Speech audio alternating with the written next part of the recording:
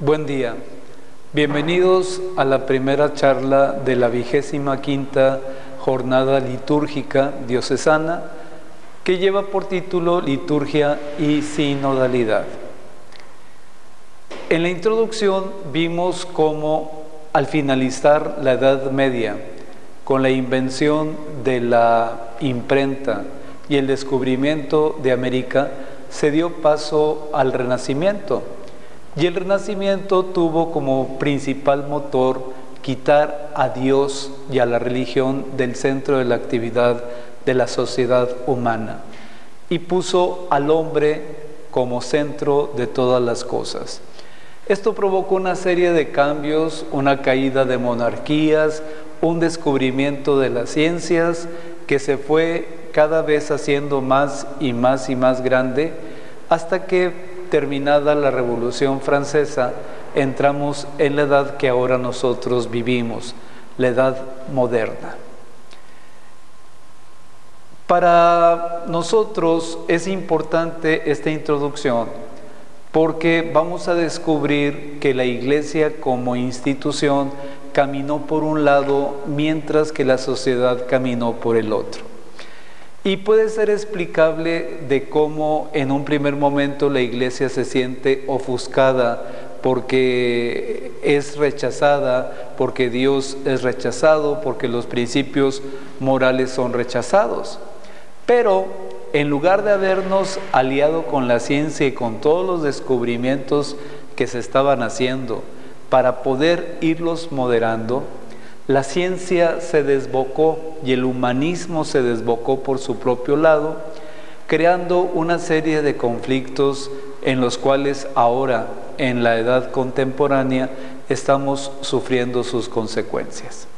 Por eso, el Papa Francisco, el 10 de octubre, celebró en la Basílica de San Pedro la inauguración de los trabajos de la 16º Sínodo de los Obispos, con el tema Por una Iglesia Sinodal, Comunicación y Misión. Que en esta ocasión el sínodo no va a buscar un tanto profundizar sobre el qué, sino va a buscar profundizar sobre el cómo. Y el Papa utiliza en la homilía de esa misa el Evangelio del joven rico, que los invito a que escuchemos con piedad. Del Evangelio según San Marcos. En aquel tiempo, cuando salía Jesús al camino, se le acercó corriendo un hombre, se arrodilló ante él y le preguntó: Maestro bueno, ¿qué debo de hacer para alcanzar la vida eterna? Jesús le contestó: ¿por qué me llamas bueno? Nadie es bueno sino Dios. Ya sabes los mandamientos: no matarás, no cometerás adulterio, no robarás, no levantarás falso testimonio, no cometerás fraudes, honrarás a tu padre y a tu madre.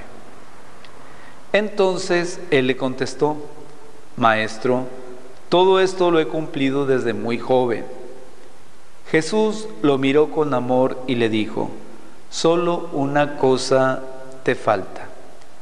Ve y vende lo que tienes, da el dinero a los pobres, y así tendrás un tesoro en los cielos. Después, ven y sígueme. Al oír estas palabras, el joven se entristeció y se fue apesumbrado, porque tenía muchos bienes. Palabra del Señor. Los invito a que hagamos un momento de silencio para que el Espíritu Santo hable a nuestros corazones e ilumine nuestras conciencias.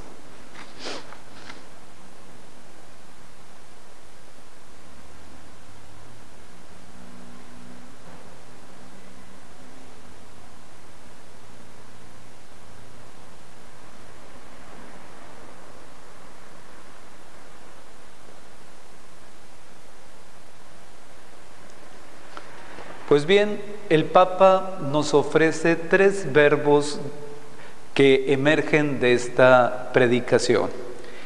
El verbo encontrar, el verbo escuchar y el verbo discernir. Y va haciendo un desglose que los invito a que a continuación nosotros le acompañemos. Los evangelios siempre nos presentan a un Jesús en camino, no a un Jesús estático. Jesús es la excelencia del misionero. Va a una población, predica la buena nueva del reino de Dios, cura a los enfermos, convive con la gente y luego se pasa a otro poblado. Y así lo va haciendo recorriendo los pueblos en torno al lago de Genezaret y después va y sube también a hacer lo mismo en Judea. Esta es la primera de las observaciones que nos invita el sínodo a que consideremos cómo estamos llevando adelante la predicación del Evangelio. ¿Cómo estamos evangelizando? Si nuestras parroquias, nuestras comunidades religiosas se han vuelto el epicentro de la vida cristiana, y entonces todo sucede dentro de la parroquia, todo sucede dentro del grupo parroquial, todo sucede dentro de los lineamientos de la comunidad religiosa. Y el Señor nos pide que salgamos a la calle, que salgamos con los vecinos, que acompañemos a la humanidad que ya nos lleva mucho tiempo caminando por otro lado, un tanto resentida con la iglesia. Y como dice el dicho, pecados no son de España sino del tiempo. Nos merecemos el desprecio de muchas instituciones, porque la iglesia, en su afán de conservar la hegemonía, de conservar a su gente cerquita, todos sabemos que se le pasó la mano con la cuestión de las cruzadas, con la cuestión de la brujería, con la cuestión de la Inquisición y la persecución que hizo de todos los científicos del Renacimiento y de la Edad Moderna. Por lo tanto, ahora con humildad tenemos nosotros que ir a buscar a la humanidad. Antes la humanidad seguía a la iglesia, la humanidad seguía los principios de Dios, pero esto lo perdimos, lo cual no quiere decir que ya no haya nada que hacer. Para eso es este sínodo.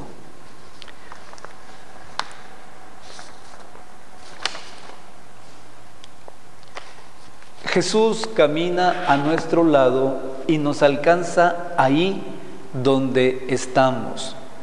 Como después diría San Pablo, hay que predicar a Cristo con tiempo y sin tiempo, con oportunidad o sin oportunidad.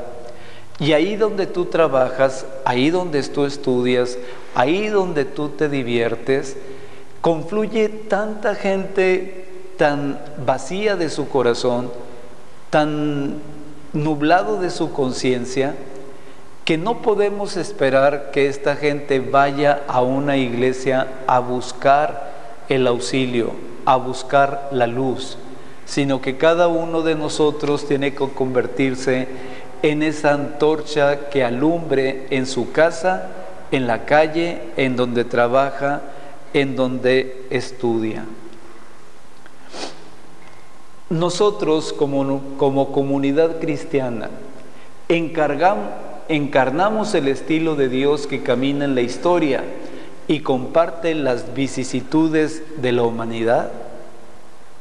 O, reitero, queremos que sea la humanidad la que se acerque a nuestras bancas, en nuestras iglesias, y en 5, 10 o 15 minutos de predicación entienda cuál es su lugar en cuanto a su persona, en cuanto a su familia, en cuanto persona inmersa en las distintas dificultades y retos que nos presenta este mundo. Hacer sínodo significa caminar juntos, pero en la misma dirección. Ya en la introducción a la jornada les hablaba del factor atomizante, donde como si se tratara de un spray, todas las gotitas salen en rumbos distintos. No se trata de tener una iglesia que sea muy activa, sino una iglesia que concentre sus fuerzas para poder rescatar a una sociedad que cada vez está más confundida. Por lo tanto,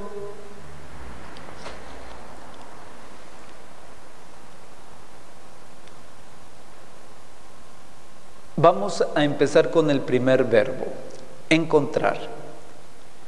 Esto quiere decir hay que salir, y ya no lo han hablado mucho el Santo Padre Francisco. La iglesia tiene que ser una iglesia en salida. Tenemos que ir a buscar a la gente, como Jesús lo hacía, que dejó su ciudad de Nazaret, dejó la ciudad adoptiva de Cafarnaúm y se fue por todos los puebleríos de la región predicando la buena nueva. Le pregunta aquel hombre que se encuentra con Jesús, dice el Evangelio que venía corriendo y se acerca a Jesús y se arrodilla frente a él y le pregunta: Maestro bueno, ¿qué tengo que hacer para alcanzar la vida eterna? Y Jesús utiliza un método para el encuentro. Jesús le hace una pregunta, lo interpela, lo hace pensar y le dice: ¿por qué me dices bueno? No dice ¿por qué me dices maestro? ¿Por qué me dices bueno si solamente Dios es bueno? Y esta es la primera pauta para que el hombre, aquel que se acercó a Jesús y que Jesús se detuvo para escucharlo, se ponga a pensar. Jesús le está diciendo: estás frente a Dios. ¿Por qué me llamas bueno si solamente Dios es bueno? Y al parecer aquel hombre de buenas a primeras no cae en la cuenta de ello. Entonces Jesús vuelve a incitar el pensamiento de la persona y le dice: pues cumple con los mandamientos. Nosotros estamos llamados a ser expertos en el arte del encuentro. Tenemos que propiciar el diálogo para que vayan surgiendo las ideas, los sentimientos. Y hay que reconocer, queridos hermanos, que hay muchísima gente resentida con la iglesia. Y no debemos de tener miedo al encuentro con aquellas personas que están dolidas, con aquellas personas que están confundidas incluso, y que en algún momento pueden sentir que el origen de lo que les está pasando de manera negativa se encuentra en la iglesia. Sin embargo, hay algo que también es preocupante al interior de la iglesia. En algunos sectores se le da demasiada importancia a la estructura psicológica, antropológica, social. Y queremos no quedarnos menos que los que han estudiado en universidades, en los que son licenciados en ciencias de la comunicación, de los que son licenciados en psicología, en sociología, etc. Y la iglesia se quiere poner en un diálogo con los mismos conceptos, con la misma estructura, como para tener aprobación de que no somos simple y sencillamente un grupo de fanáticos de Jesús, sino que somos personas cultivadas, educadas, preparadas y que podemos mantener un diálogo de altura, según la terminología, el lenguaje actual. Pero se nos olvida una cosa, a nosotros. Nosotros no hablamos por nuestra propia cuenta. Nosotros somos eco de lo que Dios hace resonar en nuestra mente y en nuestro corazón. Le prestamos, porque así Dios lo ha querido, nuestra sonoridad, nuestra visibilidad, para que el Señor se haga audible y visible. Pero esto no se puede lograr si cada uno de nosotros no es un hombre de oración y de adoración. Tenemos el ejemplo del propio Jesús, amante del silencio, amante de una soledad fecunda, del que se retira al monte, a oscuras, a solas, para tener un encuentro con Dios. De lo contrario, nosotros nada más vamos a estar expresando ideas como cualquier otra institución y vamos a representar una corriente filosófica o sociológica como cualquier otra universidad. Para poder salir al encuentro tenemos que llevar a Dios dentro de nosotros.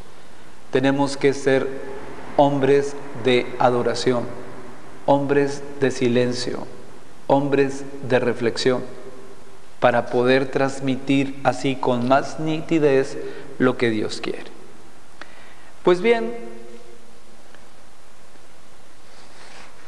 si la iglesia no se arrodilla delante de Dios, jamás va a alcanzar a la humanidad. Mientras queramos correr detrás de ellas como desesperados, porque nos están sacando del mapa, jamás los vamos a alcanzar. Tenemos primero que empaparnos de Dios.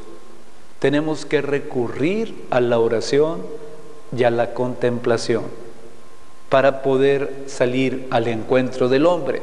De lo contrario, somos nada más un grupo de hombres que salen al encuentro de otro grupo de hombres. Al salir, perdemos la seguridad del púlpito, perdemos la seguridad de los muros de la iglesia y nos podemos enfrentar prácticamente desnudos delante de los demás. No hay que tener miedo, porque si llevamos a Dios, Dios es el que sale adelante con nosotros. Recuerdo que en un pasaje de la Escritura dice: cuando los lleven a un tribunal, no se pongan nerviosos y no anden preparando un discurso. En ese momento se les va a ofrecer lo necesario para que puedan ustedes salir adelante. Tenemos que confiar más en la palabra de Dios que en nuestras propias palabras. El segundo verbo que el Santo Padre, el Papa, nos propone como método para este Sínodo 16 es escuchar. Me imagino cuando uno va en tiempos de invierno al doctor y todos los que están en la sala de espera traen el mismo problema: irritación de garganta, tos, pulmones congestionados, dolor de oídos, fiebre. El doctor ya sabe qué es lo que tienes y ya sabe qué es lo que necesitas. Sin embargo, tiene que hacer un procedimiento para que tú te sientas atendido. A veces, nada más con ver a la persona y después de haber estado consultando a 20 personas, dice: otro más con un cuadro gripal. Sin embargo, el doctor sabe que le tiene que dar espacio a esa persona, que la tiene que dejar que se exprese. A ver, dígame qué le pasa, dígame qué es lo que siente, qué es lo que le duele.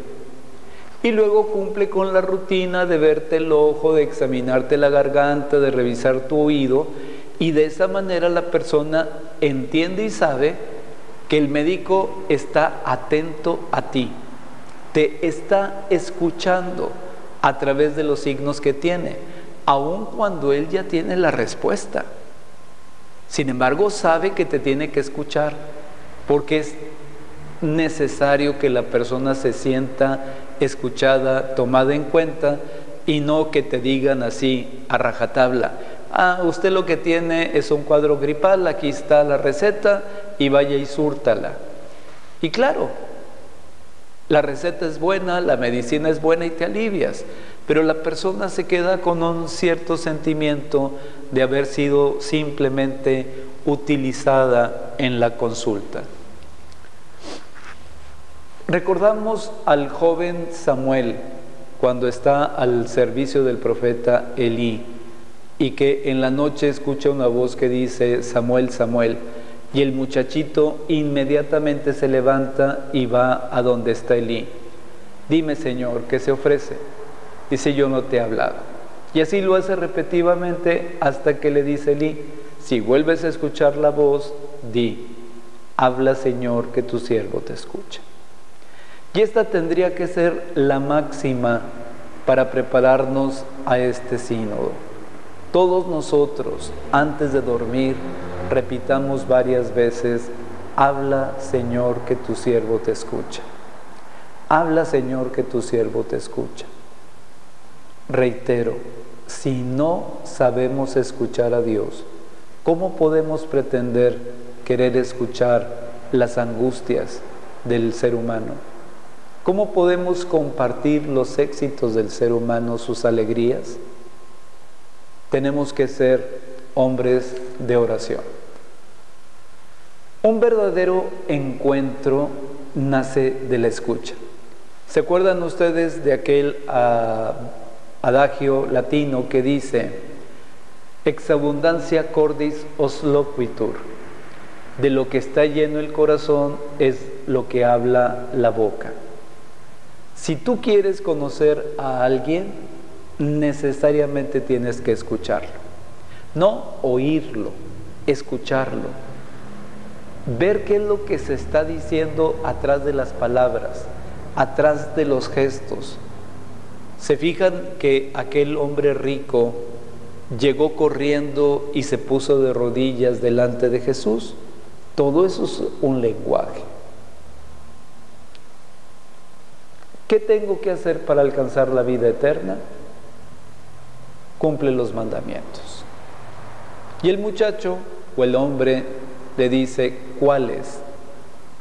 Y entonces Jesús enumera una serie de mandamientos, porque en Israel, en tiempos de Jesús, además de los 10 mandamientos, había muchísimos mandamientos más. Y el joven, después de estar escuchando el discurso de Jesús, dice: ah, no, todo eso lo he cumplido desde muy chico. Jesús no tiene miedo de escucharnos. La pregunta sería: ¿la iglesia tiene miedo de escuchar a la humanidad? ¿La iglesia tiene miedo de escuchar a los jóvenes? ¿La iglesia tiene miedo de escuchar a los políticos, a los científicos, a los médicos? ¿Seríamos nosotros capaces de verdaderamente prestar atención a los gemidos que la humanidad tiene? ¿O nos vamos a poner en una postura imperativa y decir: ya ven, por querer seguir desbocadamente sus caminos, miren en la situación en la que han puesto a la humanidad? No estamos en tiempos de reprocharnos nada. Se trata de llegar al hondo de nuestros sentimientos, de nuestros pensamientos, y no ser juzgados por la iglesia. Me puedo imaginar a tantísimas personas que tienen miedo de entrar en diálogo con un sacerdote por miedo a lo que les van a decir. Recuerdo de aquellas confesiones antiguas, cuando el padre preguntaba cuántos pecados tenías y cuántas veces los habías hecho. Y la persona se sentía fiscalizada, ofuscada y se encerraba. Y si por un pequeño pecado se hacía un gran escándalo, se reservaba los pecados que verdaderamente creía aquella persona que eran serios, porque temían una respuesta más agresiva. Nosotros debemos de permitirle a las personas a contar su propia historia, a hablarla con libertad. Y cuando pensamos en que muchas veces hemos criticado la forma de vivir de tanta gente, nunca nos hemos detenido a ver cómo ha sido la vida de esas personas y cómo es que han llegado a este determinado punto. Si nos sentamos con tranquilidad a escuchar, la sanación sería mucho más rápida. Cuando escuchamos con el corazón sucede esto. El otro se siente acogido, no juzgado, libre para contar la propia experiencia de vida y el propio camino espiritual.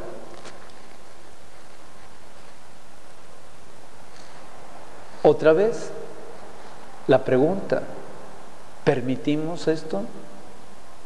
¿O antes de que la persona nos quiera contar su vida, nosotros ya estamos contando cómo debería ser su vida? Ya le estamos juzgando y medicando antes de que la persona se exprese. En realidad, hermanos, tenemos muy poco tiempo para preparar este sínodo. La primera fase es en la que nosotros estamos actualmente. Vamos a iniciar una serie de consultas, vamos a empezar a escuchar qué es lo que dicen los niños, qué dicen los jóvenes, qué dicen los adultos, qué dicen los ancianos. En un segundo momento, con toda esta información tomada de todos los rincones del mundo, se va a elaborar un plan de trabajo. Y entonces nos van a regresar a todas partes de la tierra un instrumentum laboris, es decir, un cuaderno de trabajo. Y ya sobre ese vamos a empezar a buscar respuestas. Esa sería la segunda fase.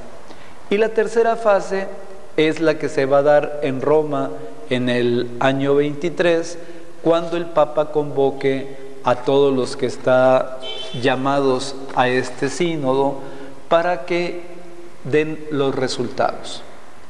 Estos resultados, ya de manera armónica y sintética, se le van a presentar al Papa. Y el Papa va a tener un determinado tiempo para desarrollar un documento que es el documento que se hace después del sínodo.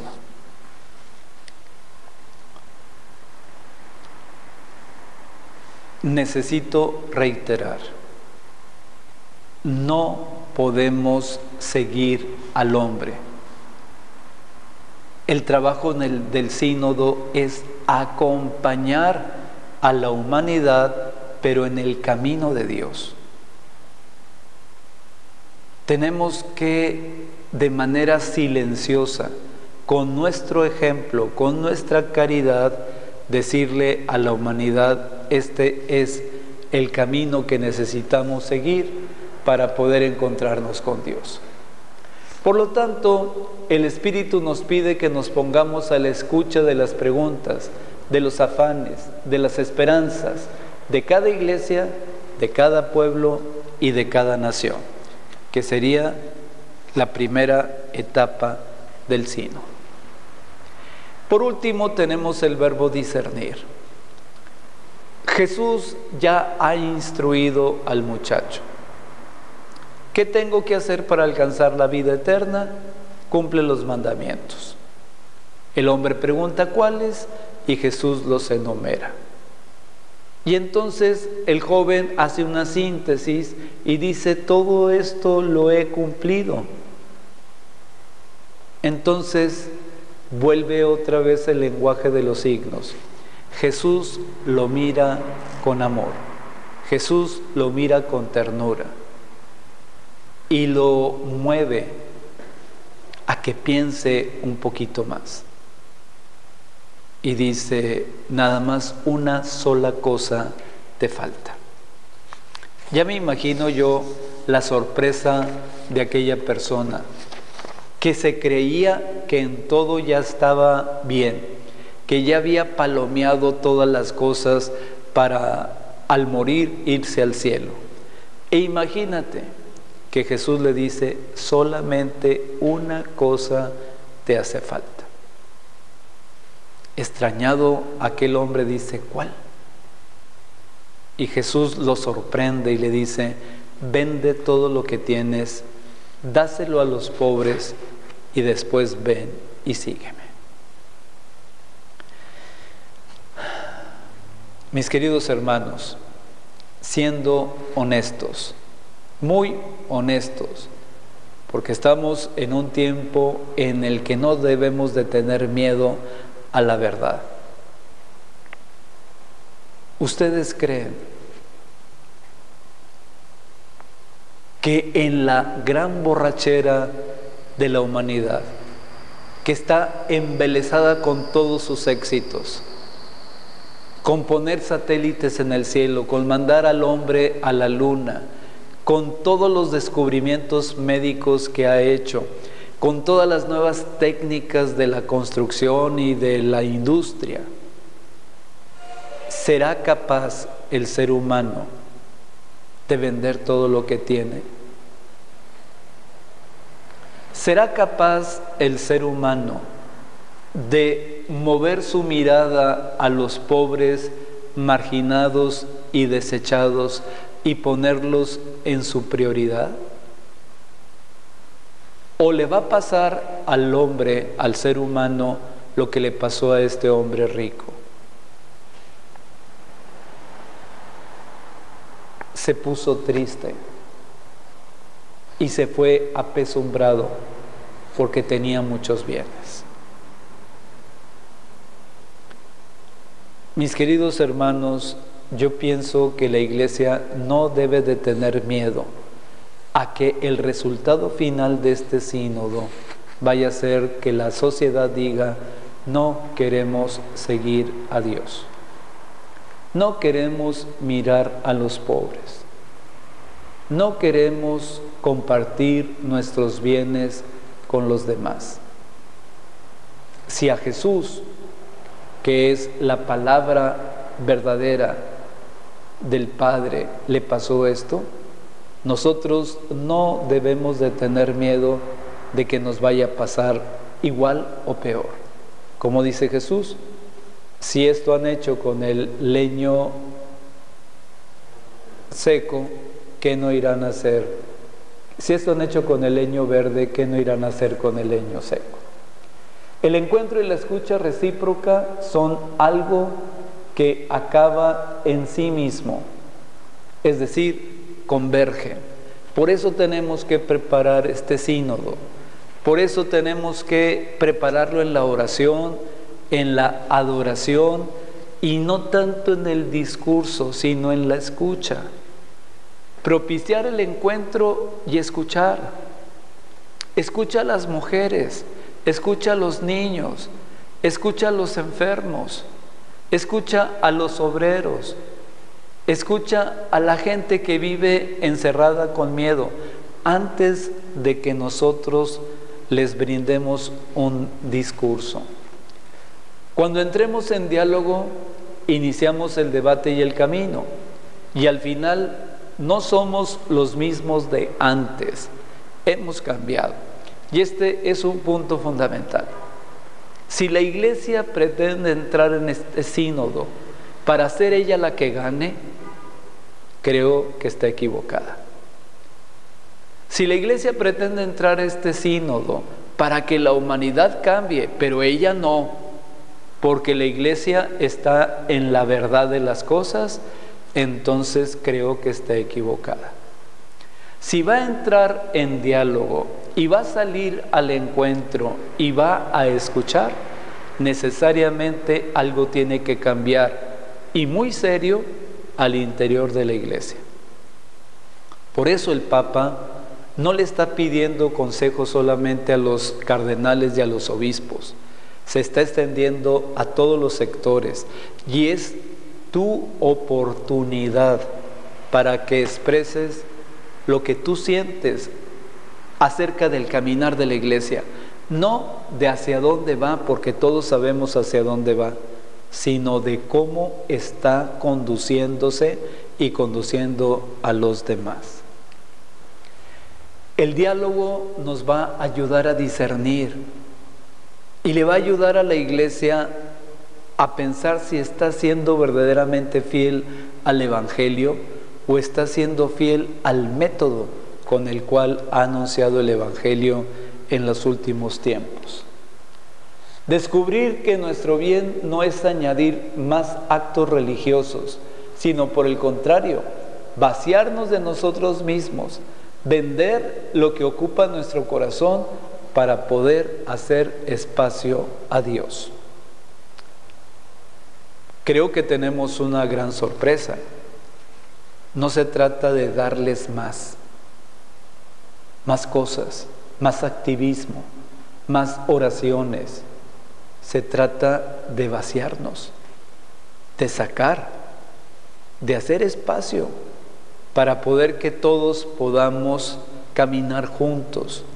Porque si tenemos una iglesia que lo quiere todo responder, porque ella ya no necesita respuestas, las respuestas ya las tiene, entonces ¿para qué convoca a un sínodo? La iglesia tiene que estar dispuesta a escuchar, dispuesta a vaciarse, discernir en qué es lo que tiene que cambiar para poder que sus hijos se acerquen a ella. El sínodo es un camino de discernimiento espiritual, de discernimiento eclesial, que se realiza en la adoración, en la oración y en el contacto con la palabra de Dios. Por lo tanto, esperamos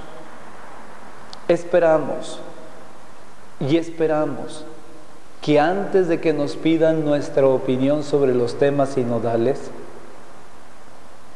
nos inviten al silencio, nos inviten a la adoración, nos inviten a la apertura, para poner sobre nuestro altar, en el cáliz y en la patena, a todas las personas que están alejadas, confundidas, y tal vez también aquellas que creen que ya han encontrado su camino. ¿Qué es lo que Dios nos quiere decir en este tiempo? ¿Y en qué dirección nos quiere orientar? ¿Se acuerdan de ese pasaje de Quo Vadis, donde San Pedro está huyendo de Roma y se le aparece Jesús en el camino y le dice, ¿a dónde vas? Le pregunta Pedro a Jesús, ¿a dónde vas, Señor? Y Jesús le dice, voy a Roma para ser de nuevo crucificado. Y con ello entendió Pedro que tenía que regresar a Roma y entregarse al martirio. ¿Qué es lo que la iglesia espera al final de este sínodo? ¿Espera un reconocimiento de las Naciones Unidas? ¿Espera los aplausos de la sociedad? Porque tal vez, solo tal vez, cuando la iglesia escuche el clamor de las gentes y de las naciones, tal vez se encuentre con una cruz que no desea en este momento, como Pedro, pero que el Señor nos dará el discernir ¿Cuál es el sacrificio que espera de su iglesia para que la humanidad se salve? No para que la iglesia se salve de la humanidad. Pues muy bien, al final de esta charla les va a llegar el cuestionario, son 5 preguntas que tienen que contestar para que las reenvíen a las instrucciones que les han dado y llegan a nuestra oficina y podemos nosotros llevar el récord de los ministros extraordinarios que están siguiendo estas charlas. Recuerden, todos los demás grupos apostólicos y todos los demás que están siguiendo esta jornada no están obligados o sujetos a contestar el cuestionario, pero sería importante hacerlo para que calibremos un poquito qué ha sido lo más importante de esta charla. Que Dios nuestro Señor los bendiga a todos y nos preparemos con un corazón bien dispuesto a salir al encuentro, a escuchar y a discernir qué es lo que Dios quiere de nosotros.